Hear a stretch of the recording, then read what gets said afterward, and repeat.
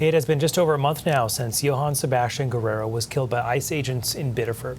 That same day, July 13th, protests erupted and memorials were put up in his honor.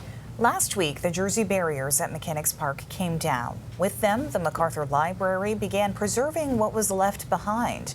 News Center Maine's Marcus Kakova got an inside look at what happens to those memorials after the protesters have gone. So yeah, this one's a letter from a kid. When all that's left of our lives are letters and pictures. And the letter reads, "I'm so sorry for what the ICE agents did to you."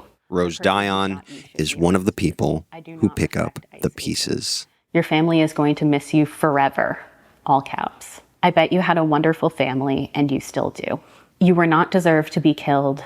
I bet you had a family that would love you no matter what. Though she can't put them back together. I mean, the ones from kids get me all the time. Like, that's just,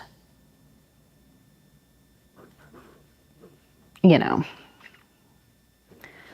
it's something we're seeing a lot of. Rose knows the pieces are precious. In my normal day-to-day job, almost every object I get comes with the story of the death of a loved one. I am donating this book because it was my mother's and she just passed. That's something I deal with every single day. Rose is an archivist. For her, history is sentimental. She spends her days preserving the past. Testaments to our time, witnesses. We were here. I saw this portrait that was in the middle of this biography I was reading for class. And I feel like that was the first time I felt like history was happening and I could see it and I could touch it and it was right in front of me. But what's happening in Biddeford is different. I know what to do with glass plate negatives from the turn of the century and plastic negatives from the 1930s and sort of all of these things, but because a lot of this is so new, we don't, as a field, really know how it will age. Cardboard, acrylic paint, printer paper, everyday materials, never intended to become history. It makes me feel a little crazy, and I feel like I must look so silly right now. But this isn't a piece of cardboard with paint on it. It is a historical object. But preserving those kinds of objects isn't as uncommon as you might think. One thing people don't realize is how common this is.